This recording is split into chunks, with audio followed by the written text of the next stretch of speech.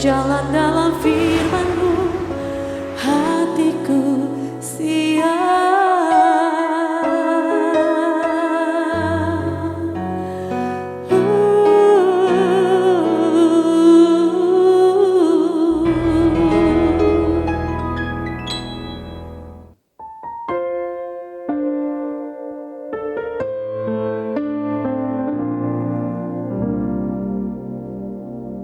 Salam, God lover yang dikasih oleh Tuhan Yesus, apa kabarnya? Kiranya semua dalam keadaan sehat, bersuka cita, bersama-sama dengan keluarga, karena berkat Tuhan selalu tersedia bagi kita semua.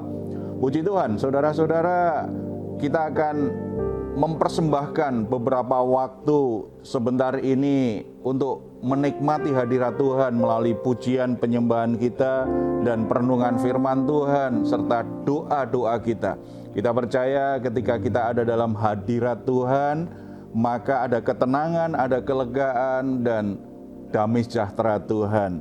Kita ingat apa yang dikatakan oleh Tuhan Yesus Kristus, "Marilah kepadaku semua yang letih lesu dan berbeban berat, aku akan memberi kelegaan kepadamu." Luar biasa janji Tuhan ini, mari kita hampiri Dia. Kita bersatu dalam doa. Bapa di surga, kami bersyukur karena anugerah-Mu luar biasa dalam hidup kami semua, melampaui apa yang kami butuhkan. Tuhan senantiasa menyertai kami, memberi kami kekuatan, memberi pertolongan ketika kami dalam pergumulan-pergumulan. Kami sangat percaya ketika kami ada dalam hadirat-Mu, maka semua beban, pergumulan kami akan menjadi ringan. Bahkan Tuhan lepaskan kami mengalami kelegaan, sukacita, dan damai sejahtera Tuhan. Kami sangat percaya anugerah-Mu cukup bagi kami semua. Kami juga ingin persembahkan korban syukur kami melalui pujian dan penyembahan kami. Kiranya hati-Mu disenangkan, kiranya nama-Mu dipermuliakan. Terpuji nama-Mu Bapa, dalam nama Tuhan Yesus Kristus. Amin.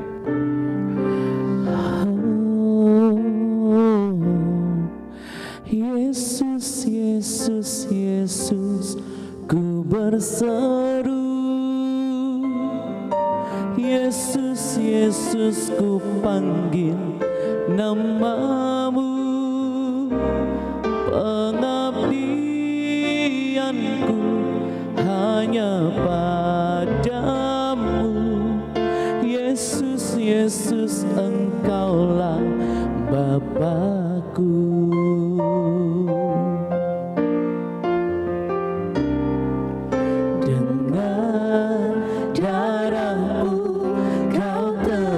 Dosaku, dengan nyawa-Mu Kau tukar hidupku. Kini aku sepenuhnya milik-Mu. Akulah anak-Mu. Yesus, Yesus, Yesus, Yesus, ku berseru. Yesus, ku panggil nama-Mu. Pengabdianku hanya padamu. Yesus, Yesus, Engkaulah Bapa. Yesus, Yesus, Yesus, Yesus, ku berseru. Yesus, ku panggil nama-Mu. Pengabdianku hanya padamu. Yesus, Yesus, Engkaulah Bapa-Ku. Terima kasih Tuhan, kami berseru, kami panggil nama-Mu Yesus. Kemuliaan-Mu Bapa mengalir dalam hidup kami. Kuasa darah-Mu memenangkan hidup kami Yesus.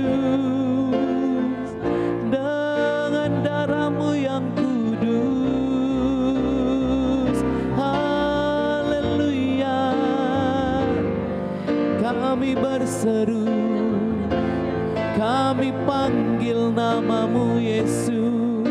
Haleluya. Oleh kuasa darahmu, kau telah tebus dosaku.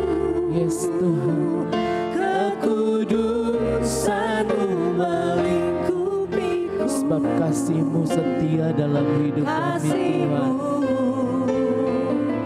Mengalir, memulihkan hidupku. Sungguh besar anugerah-Mu, kau selamatkan hidupku.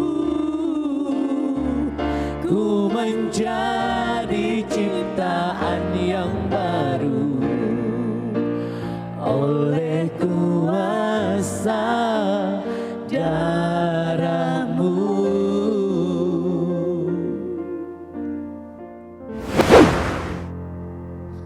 Puji Tuhan, saudara-saudara, karena kuasa darah Yesus Kristus memberi kita anugerah yang luar biasa. Dalam kekristenan ada satu topik yang seringkali menimbulkan banyak polemik, yaitu tentang akhir zaman dan terutama tentang kedatangan Yesus yang kedua kali. Sehingga ada banyak peristiwa dan kelompok-kelompok tertentu yang kadang-kadang mengklaim bahwa dia tahu kapan Yesus datang yang kedua kali. Sehingga ada banyak yang bermasalah dengan gereja, dengan keluarga-keluarga Kristen karena ada yang mempercayainya. Dan ini menjadi sebuah kasus yang berulang-ulang terjadi di dalam kekristenan.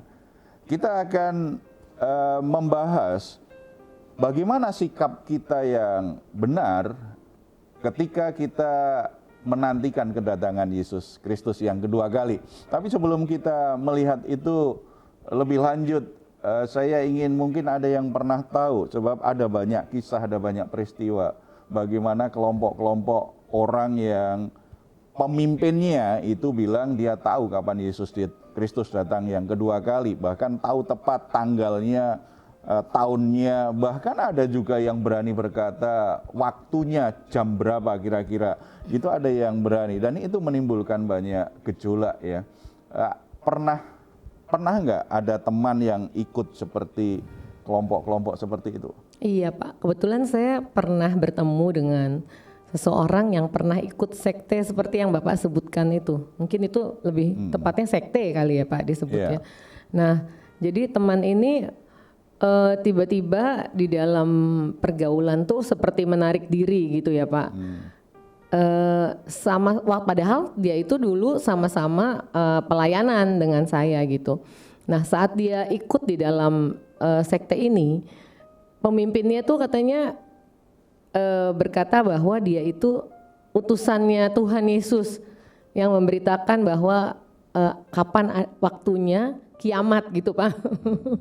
Jadi dan mereka itu sesama mereka itu disuruh untuk kayak seperti mengumpulkan dana gitu Pak.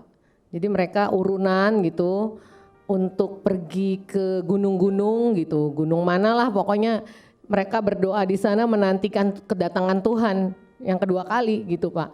Nah, cerita ini saya dapat setelah akhirnya dia menarik diri dari sekte itu dan dia sadar gitu bahwa itu nggak benar gitu Pak. Itu sih ceritanya. Nah, kisah seperti itu banyak terjadi ya. Dan sayangnya banyak orang Kristen yang masih saja percaya tentang hal itu. Dan kalau ditelusuri pasti setelah itu pasti ada kasus hukum di dalamnya, ada kebohongan, ada penipuan di dalamnya. Saudara-saudara, kita sebagai orang Kristen tidak boleh memahami Alkitab melampaui apa yang dimaksud Alkitab. Kepastiannya jelas, Yesus akan datang yang kedua kali, tetapi waktunya kapan? Alkitab tidak memberitahukan. Bahkan dikatakan seperti pencuri. Tidak ada satu orang pun yang tahu. Berarti yang perlu kita lakukan bukan mengerti kapan waktunya, tetapi kita mesti mengerti bagaimana kita punya sikap yang benar di dalam menantikan kedatangan Yesus yang kedua kali itu. Kita mesti punya sikap yang benar tentang hal itu ya, supaya kita menjadi umat yang siap untuk menyambut kedatangan Yesus Kristus, Tuhan kita. Itu lebih penting, menyiapkan diri lebih penting. Ya. Terus lalu bagaimana ya Pak dengan hidup yang berjaga-jaga menantikan Tuhan yang kedua kalinya? Nah, itu pertanyaan yang sangat baik sekali, karena itu memang yang lebih penting begitu. Bagaimana kita berjaga-jaga, kita punya sikap yang benar untuk menyiapkan diri ketika Yesus Kristus, Tuhan kita itu datang yang kedua kali. Itu kan lebih penting daripada kita menafsirkan hal yang sebenarnya Alkitab sendiri tidak berbicara. Kapan waktunya? Kan tidak berbicara. Bahkan Yesus sendiri berkata, tidak ada yang tahu. Jadi supaya orang percaya, makanya Yesus yang berkata kan. Tapi Yesus siapa? Karena Yesus sendiri berkata tidak ada yang tahu. Kalau kita baca 1 Tesalonika pasal 5 ayat yang pertama sampai 11, ada 2 poin penting yang dikatakan di situ dalam berjaga-jaga menanti kedatangan Yesus yang kedua kali itu. Yang pertama, kita akan baca ayat yang kelima. Mulai ayat keempat aja saya baca. Tetapi kamu saudara-saudara, kamu tidak hidup di dalam kegelapan sehingga hari itu tiba-tiba mendatangi kamu seperti pencuri, karena kamu semua adalah anak-anak terang dan anak-anak siang. Kita bukanlah orang-orang malam atau orang-orang kegelapan. Jadi yang terpenting dalam berjaga-jaga itu hiduplah dalam terang Tuhan. Hidup dalam terang Tuhan yang membuat kita akhirnya tidak mudah untuk diperdaya oleh orang lain.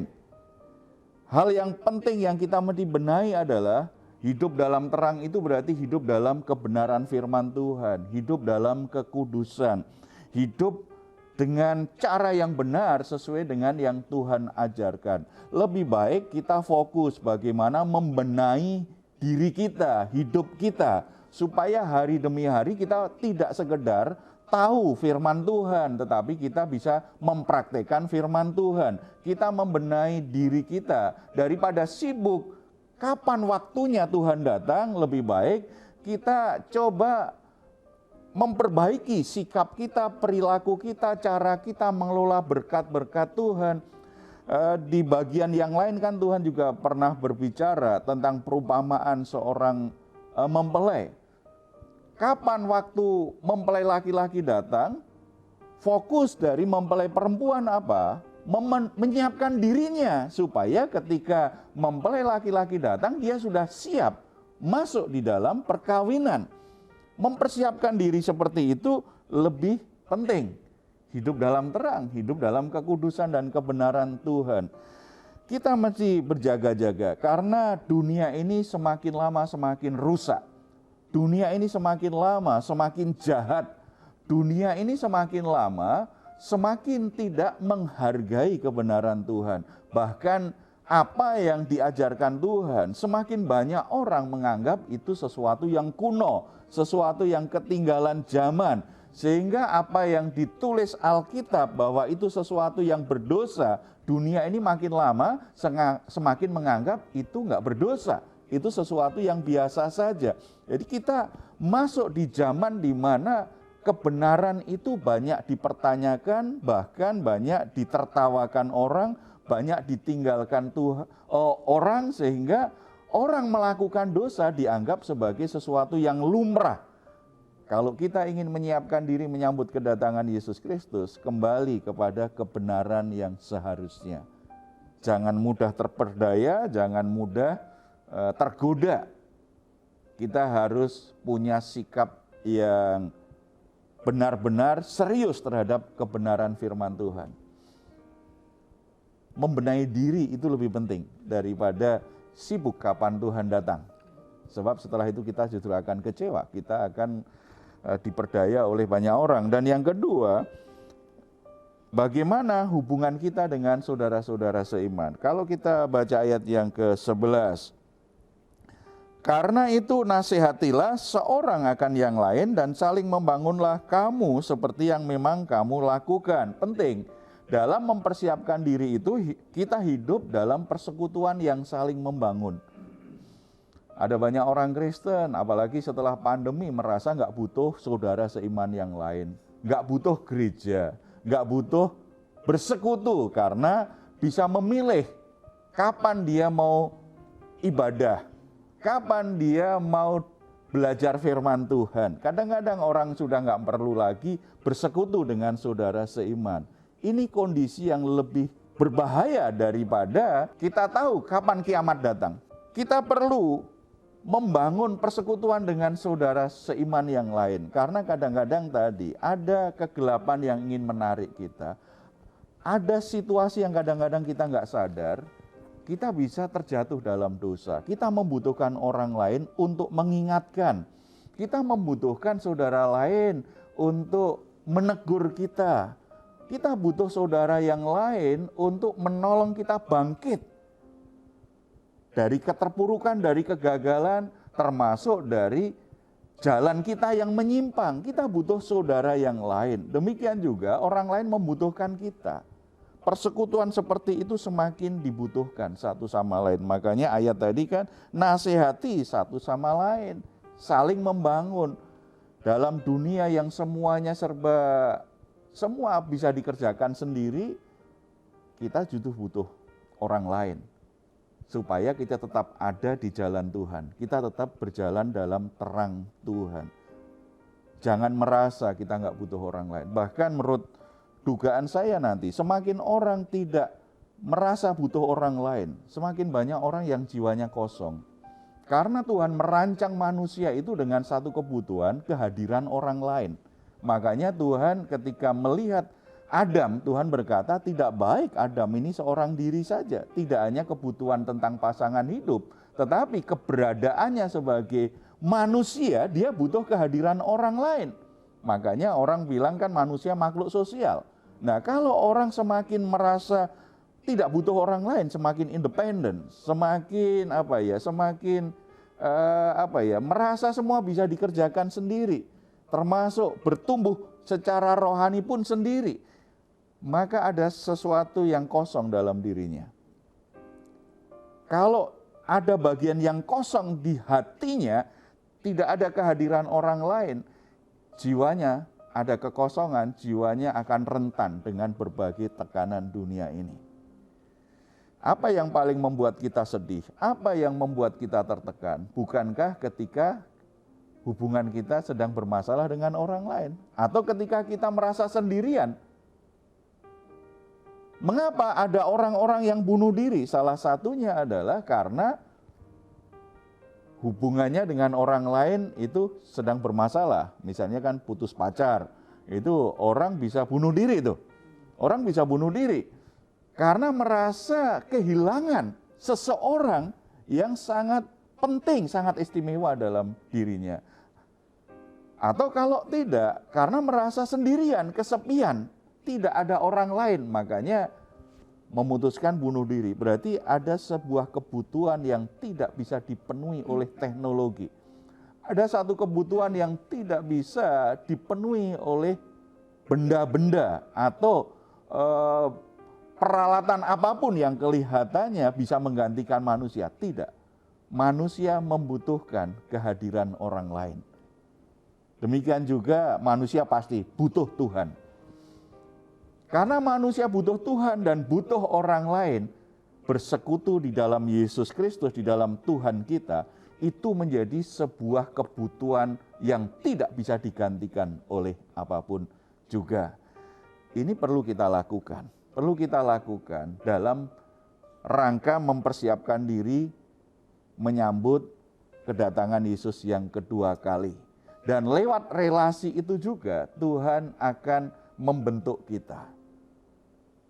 Kan kita ingat ada kalimat yang menarik, ayat yang menarik kan. Besi menajamkan besi. Manusia menajamkan manusia. Salah satu cara Tuhan membenahi diri kita, memperhalus karakter kita, membentuk diri kita supaya semakin serupa dengan Kristus, dengan sebuah relasi. Jadi kalau kita yang di sini maupun saudara-saudara yang mengikuti program Raise and Guide ini, kita semua pernahlah kecewa dengan saudara seiman kita.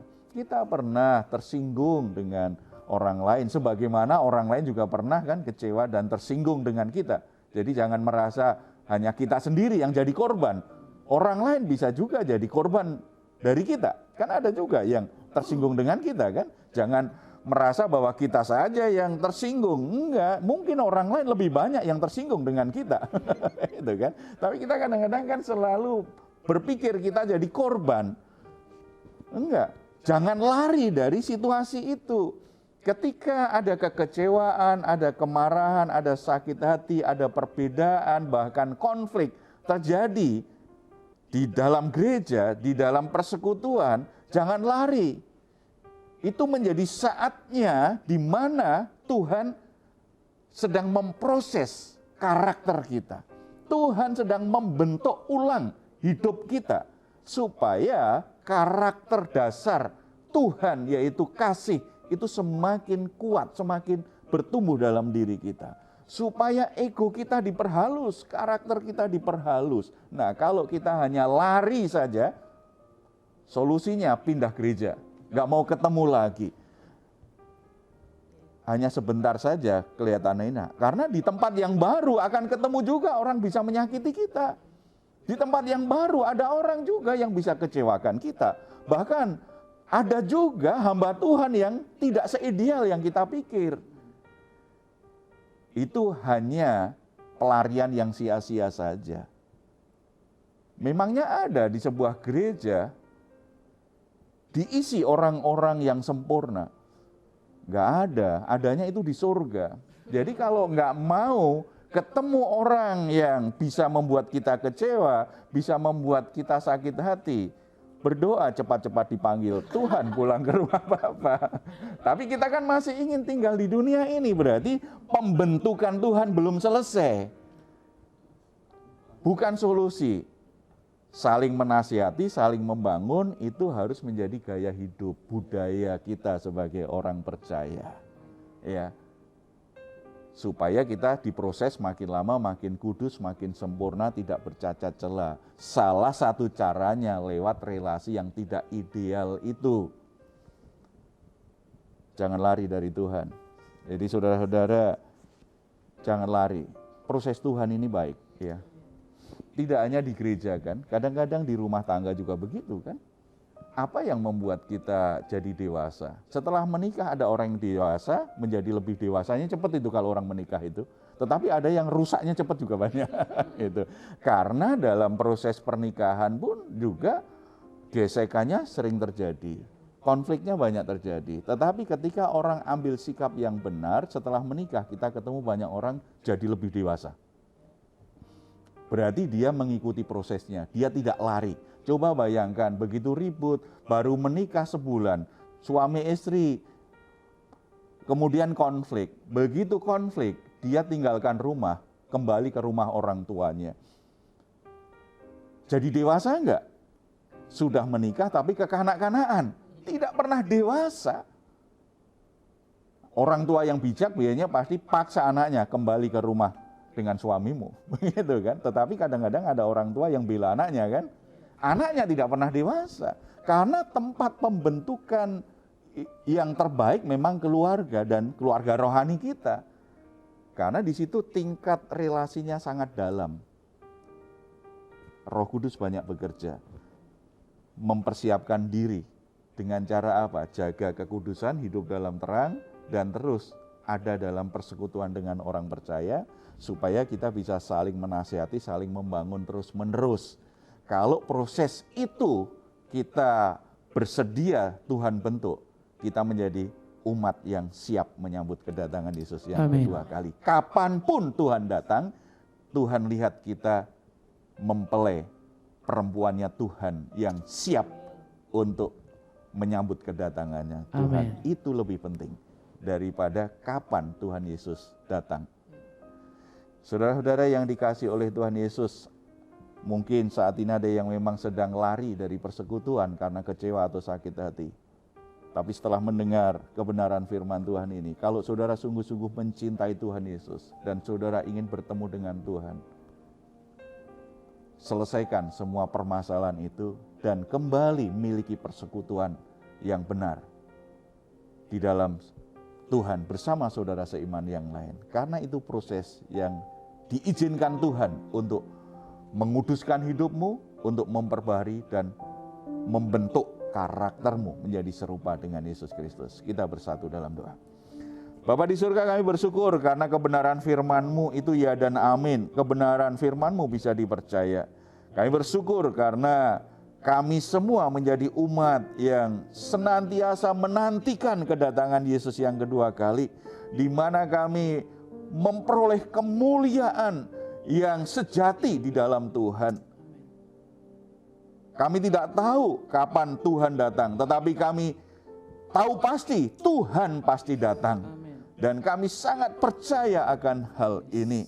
Kami tidak mau kehilangan fokus menantikan kedatangan Tuhan dengan sikap yang salah dan terperdaya dengan berbagai angin pengajaran yang membuat kami justru semakin jauh Tuhan, semakin jauh dari kebenaran Tuhan. Biarlah kami semua menyiapkan diri dengan cara yang benar. Kami semakin serius hidup dalam terang Tuhan, hidup dalam kebenaran firman Tuhan, hidup dalam kekudusan. Kami semakin punya komitmen teguh tentang hal itu. Kami tidak mau diperdaya dan kami tidak mau jatuh di dalam berbagai godaan yang membuat kami tidak siap menyambut kedatangan-Mu. Kami juga mau tertanam dalam gereja-Mu, tertanam dalam persekutuan umat-Mu, supaya kami bisa saling menasihati, saling membangun, supaya kami tidak disesatkan oleh dunia ini. Kami sadar kami punya kekurangan, kami sadar kami sering lakukan yang salah, bahkan kami bisa jatuh dalam pencobaan, kami jatuh dalam dosa. Kami membutuhkan saudara seiman yang lain untuk menasehati, untuk menegur, dan kembali mendukung kami dalam pertobatan, dalam pemulihan kehidupan. Demikian juga kami dibutuhkan orang lain, saudara-saudara seiman yang lain. Biarlah kami juga mengambil tanggung jawab terhadap saudara-saudara seiman yang lain. Kalau saat ini Bapak Engkau melihat ada di antara saudara-saudara kami yang bergabung dengan program Raise and Guide ini, mereka sedang lari dari persekutuan, mereka sedang lari dari gereja, karena hati mereka yang kecewa. Ada luka hati terhadap persekutuannya, bahkan mereka menganggap tidak penting lagi bersekutu dengan saudara seiman, karena hati mereka yang sudah pahit. Tetapi biarlah kebenaran firman-Mu yang menerangi hati dan pikiran mereka. Mereka ambil keputusan untuk kembali memperbaiki hubungan-hubungan yang rusak dengan saudara seimannya, menyelesaikan berbagai permasalahan yang ada. Mereka tidak lari, tetapi mereka menyelesaikan hal-hal yang membuat mereka kecewa dengan saudara-saudara seiman yang lain. Tuhan sembuhkan luka hati mereka. Tuhan menggantikan semua kekecewaan dengan sebuah pengharapan yang baru bahwa di dalam Kristus segala sesuatunya bisa diperbaiki menjadi lebih baik. Terima kasih Bapa di surga. Biarlah gereja-Mu juga bisa menolong jemaat-Mu menyiapkan dirinya siap menyambut kedatangan Tuhan. Hamba-hamba-Mu Tuhan berikan hikmat yang tepat agar bisa mengajarkan pengajaran tentang akhir zaman, tentang kedatangan Yesus Kristus dengan cara yang benar sebagaimana Alkitab maksudkan. Bukan dimanipulasi, bukan ditambah dan dikurangi, tetapi sebagaimana mestinya yang dikatakan Tuhan lewat Alkitab. Itu yang dijelaskan, itu yang diajarkan kepada jemaat-Mu. Dan Tuhan juga memberi kewaspadaan kepada jemaat-Mu supaya tidak mudah diombang-ambingkan berbagai angin pengajaran. Mereka fokus pada kebenaran Tuhan yang sesungguhnya. Terima kasih Bapa, terima kasih. Tuhan berkati gereja-gerejamu, Tuhan berkati rumah tangga yang mengikuti acara ini. Tuhan berkati pergumulan anak-anakmu, pergumulan apapun. Selalu ada anugerah dan pertolongan Tuhan. Terima kasih Tuhan. Berkati bangsa dan negara kami, berkati kota di mana kami tinggal. Kami sungguh membutuhkan berkat-berkat-Mu dalam segala sesuatu. Terpuji namamu dalam nama Tuhan Yesus. Amin. Saudara-saudara, jangan mudah untuk terpengaruh dengan berbagai ajaran yang tidak sehat. Kita harus berjaga-jaga. Oleh sebab itu, pelajari Alkitab dengan baik dan pastikan saudara menjadi jemaat yang memang mau diajar oleh hamba-hamba Tuhan yang bertanggung jawab, yang mengajarkan Alkitab sebagaimana seharusnya. Kalau saudara-saudara dalam pergumulan, dalam masalah apapun membutuhkan dukungan doa, silahkan untuk menuliskannya di nomor telepon yang tertera di layar saudara. Tim doa kami akan mendukung saudara dalam doa. Kerinduan dan harapan kami adalah saudara semua selalu diberkati Tuhan, selalu ditolong Tuhan, dan berlimpah-limpah dengan anugerah Tuhan. Kalau saudara ingin menanyakan sesuatu, mengusulkan sesuatu, atau memberikan komentar tentang program ini, silahkan menuliskannya di ruang komentar yang ada di channel Diaspora TV. Kami tunggu. Mazmur 4 ayat 8 sampai 9. Engkau telah memberikan sukacita kepadaku lebih banyak daripada mereka ketika mereka kelimpahan gandum dan anggur. Dengan tentram aku mau membaringkan diri lalu segera tidur, sebab hanya Engkaulah ya Tuhan yang membiarkan aku diam dengan aman. Puji Tuhan. Selamat malam. Selamat beristirahat. Tuhan Yesus memberkati. Amin. Oleh kuasa darah-Mu Kau telah tebus dosaku, kekudusan-Mu melingkupiku, kasih-Mu mengalir memulihkan hidupku. Sungguh besar anugerah-Mu, Kau selamatkan hidupku. Ku menjadi